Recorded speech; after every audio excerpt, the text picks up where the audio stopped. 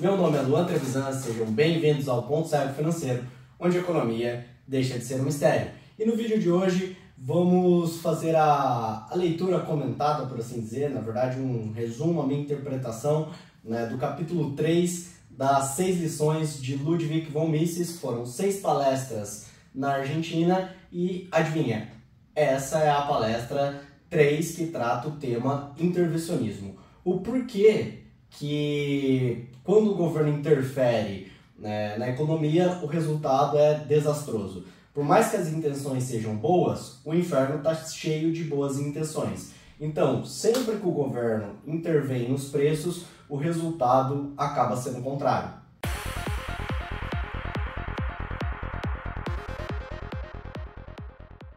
Capítulo 3 das 6 lições, intervenção. Bom, antes de mais nada, vamos separar aqui algumas coisas. O Mises, ele foi o precursor da escola austríaca, então, posteriormente veio Rothbard, que é um anarcocapitalista, é um libertário, defende a extinção por completa do Estado, mas ele defendia ali que o governo deveria se ater à justiça e à segurança, e deixar o mercado funcionar livremente.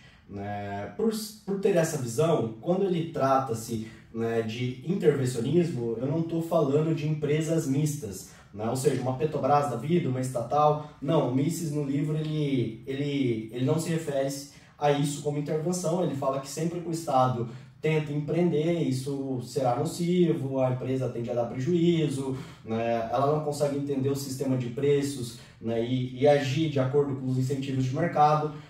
Só que quando ele separa e fala de intervenção, o que ele quer dizer é o governo tentando controlar salários, preços propriamente dito, a moeda, os juros, e não, no caso, uma Petrobras da vida, tá?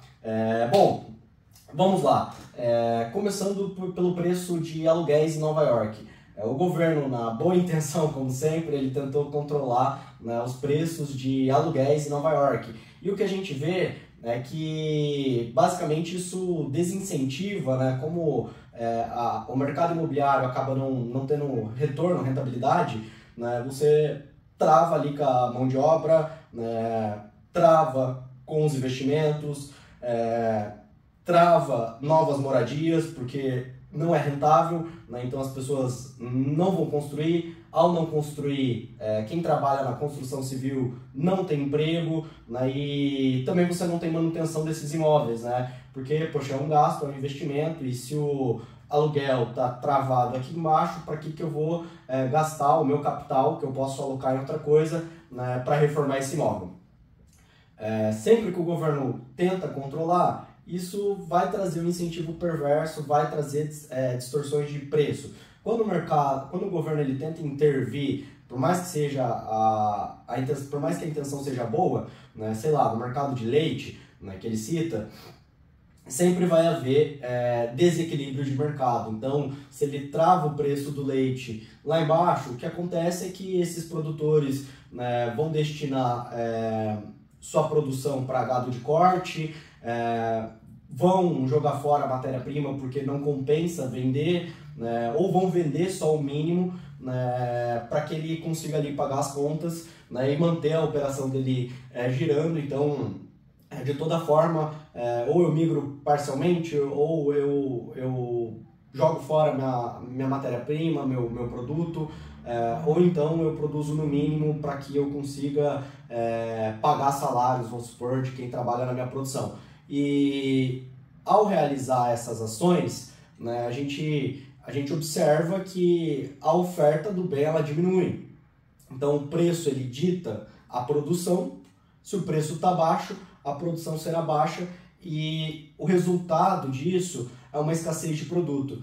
E para que não haja escassez, na boa intenção, e mais uma vez com resultado contrário, os governos novamente têm que controlar mais e mais e mais os preços. Uma vez o controle de preço, ele vai criar novos controles de preço, porque se o produtor de leite agora ele destina sua produção para corte, ou ele deixou de produzir, ou ele está produzindo no mínimo, o governo vai olhar e falar: bom, por que você não está produzindo? Porque eu estou tendo prejuízo. Ah, legal, então quem que te fornece suprimentos nessa cadeia?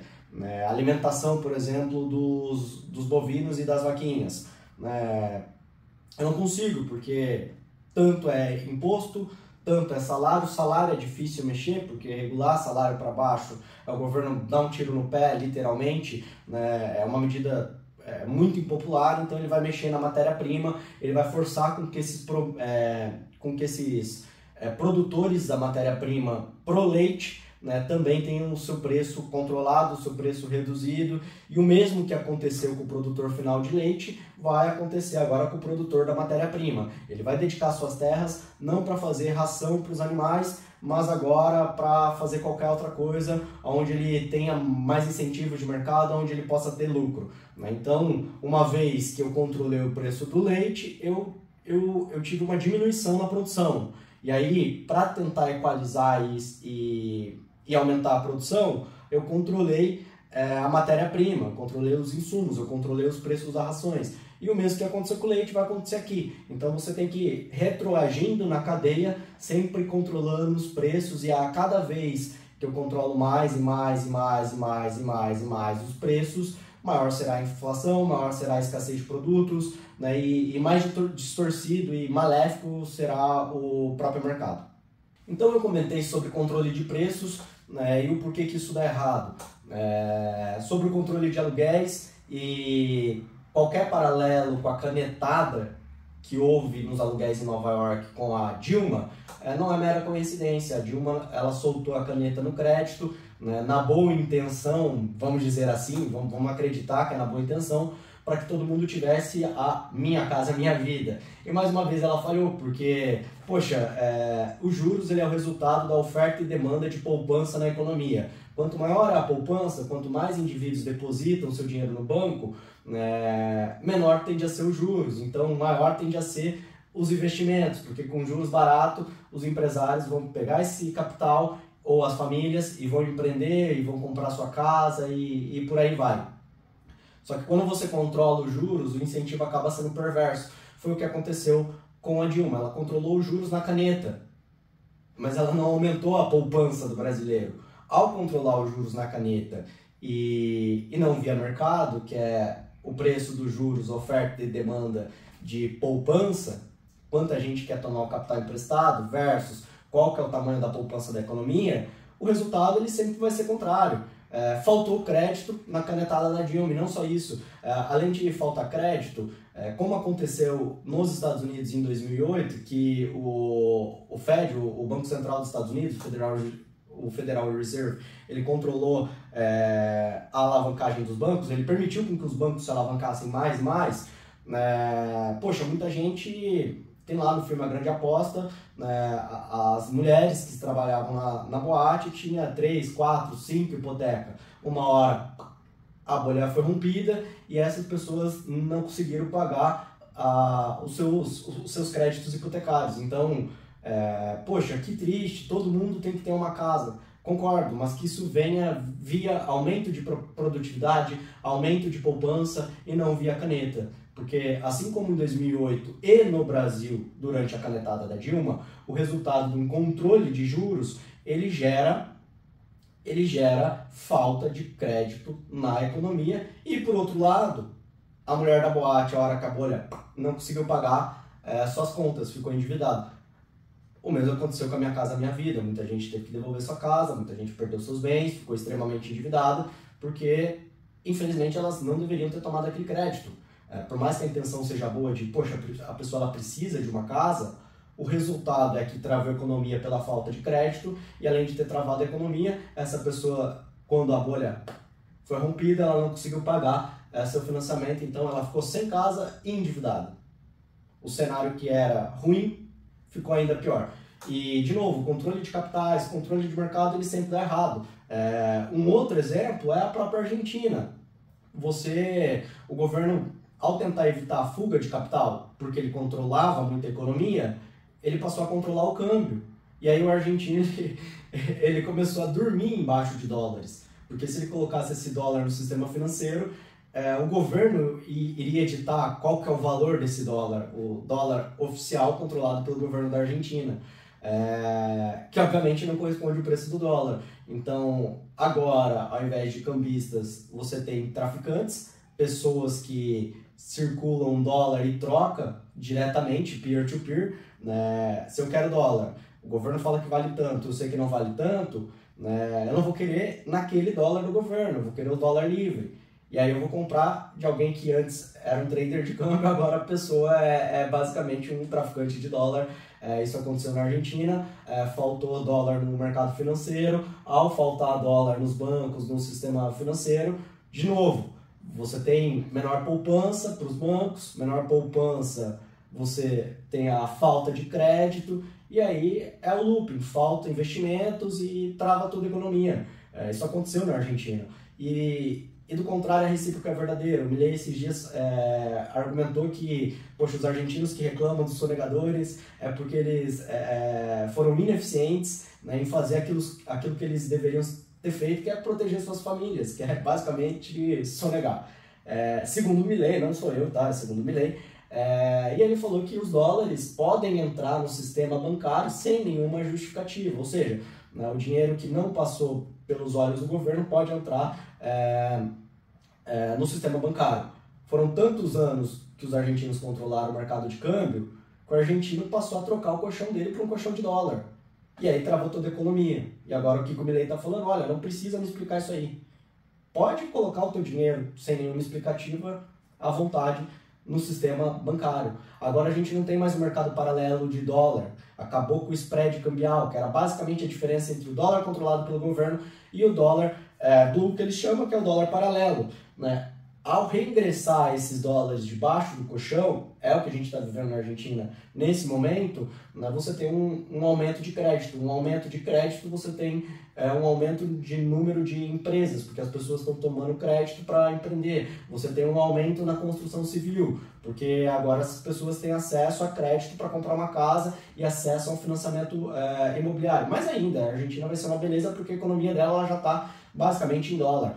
Então, devemos ver um avanço bem grande no setor da construção civil, empregabilidade crescendo, investimentos crescendo, justamente porque o Milei está combatendo aquilo que foi gerado no passado, né? E, enfim, isso é uma loucura. E o mesmo vale para o Brasil.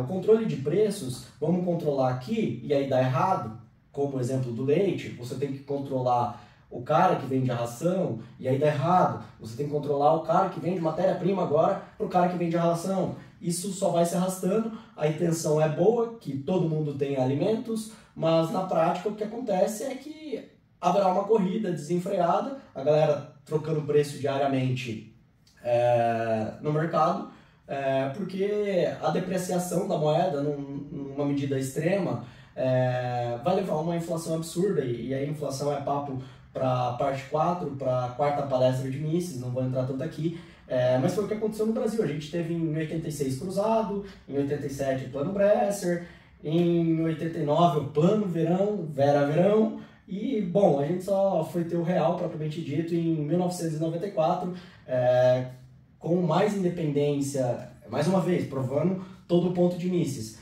com mais independência do Banco Central brasileiro, com um ajuste severo tanto na parte fiscal quanto na parte monetária. Então, o controle de preços, seja lá qual for, preço diretamente, juros, salário, você ajustar salário para baixo, controlar salário, é muito incomum, porque é uma medida extremamente impopular, mas qualquer tipo de controle de mercado vai gerar sempre o mesmo resultado: falta de produtos, escassez, mercado paralelo, como exemplo do dólar na Argentina, fuga de capital, fuga de mão de obra, né? A pessoa sai do Brasil, o argentino ou tirou o dinheiro dele, ou deixou em mercado paralelo sem aumentar a poupança dos bancos debaixo do colchão, ou o cara desistiu de tudo, ele foi embora da Argentina, né? Então, o controle ele sempre vai gerar escassez, ele sempre vai gerar a improdutividade. Um outro exemplo, fora a inflação do Brasil, que ficava trocando preço diariamente, é basicamente tudo que aconteceu na Venezuela.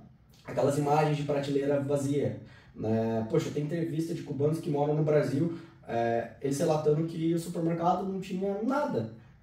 Por quê? Porque o controle da produção, o controle de preços, o controle, ele vai levar a uma ineficiência enorme e escassez de produtos e por aí vai. E quanto maior é o controle, mais controle eu tenho que fazer, porque, de novo, o exemplo do leite, né? Então, até mesmo o mercado de petróleo na Venezuela, que tem a maior reserva do mundo, foi por água abaixo, a produção só caiu, porque você não tem condições para fazer reinvestimentos e, enfim, você não tem mercado aberto para que esse setor crescesse.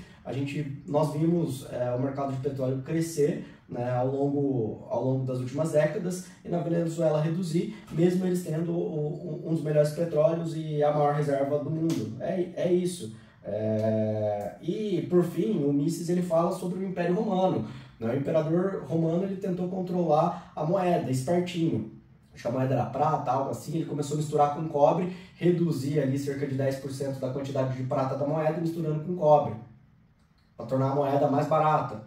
Depois da Revolução Francesa veio a impressora, que é basicamente o sistema que funciona hoje. É imprimir dinheiro, e aí quanto mais você imprimir dinheiro, menos vale o seu dinheiro. Se não me engano foi na França, as crianças brincavam com as notas, cédula bancária virou basicamente brincadeira de criança, porque o valor que a nota representava era menos do que o valor do papel da nota, perdeu completamente o valor da moeda. E no Império Romano não existia a impressora, que é você imprimir novas notas, a ponto de que você fez tanto isso que a tua moeda não vale nada. Aconteceu na Revolução Francesa, aconteceu na Venezuela, só que na época do Império Romano não existia a impressora, então a forma que eles tiveram de fazer isso a moeda é de prata, agora eu misturo com qualquer outra bosta, com cobre e eu torno ela mais barata. Resultado, o próprio Império começou a deixar de aceitar como forma de pagamento a moeda deles. E as pessoas também, elas passaram a comercializar via terra, via outros bens, salário, sal, propriamente dito, porque tudo era melhor do que a moeda do próprio Império. E isso culminou no final, no extremo, que é o governo controlando a moeda, literalmente a moeda nesse sentido, que é reduzir a concentração de prata para tentar enganar misturando com qualquer outra coisa. Isso terminou com o sistema monetário do Império Romano, culminou com a queda do imperador, chegaram a matar ele, e culminou com a própria queda do próprio Império Romano. Então é isso, por mais que a intenção seja boa, ela não vai funcionar. O mercado livre, ele reajusta o preço conforme a oferta e demanda, e ele vai ajustando toda a produção. A poupança vai regularizar o preço dos juros vai equalizar os investimentos e por aí vai. O inferno está cheio de boas intenções, então por mais que a intenção seja boa, controle nenhum, seja de preços, juros, aluguéis, salários, vai funcionar, e isso não é função do governo. Se em alguns países de banana, via exemplo o Brasil da época da hiperinflação, o Brasil de 80, 90, que teve plano cruzado, plano Bresser, plano verão, e culminou com o plano real, ou até no Brasil de hoje, que ainda há muito controle, menos do que na época, então é por isso que a gente não fica brincando de banco imobiliário mais com dinheiro. Isso foi possível depois do Banco Central, ou depois do plano real em 94, com mais independência do Banco Central, com uma reforma fiscal e monetária muito grande, mas ainda assim há controle. Quanto maior o nível de controle, maior será o nível de degradação daquela economia. Então é isso, no Império Romano o Império caiu, ninguém aceitava a própria moeda e o imperador morreu. O inferno está cheio de boas intenções. Bom, esse é o capítulo 3, Intervencionismo, do livro As 6 Lições de Ludwig von Mises, e na quarta-feira eu posto o capítulo 4, a inflação. Por esse vídeo é isso, deixa seu like, deixa seu comentário, vou continuar até o fim do livro, mas diga aí nos comentários quais outros temas vocês querem saber e, enfim, inscreva-se no meu canal. Muito obrigado, tchau, tchau!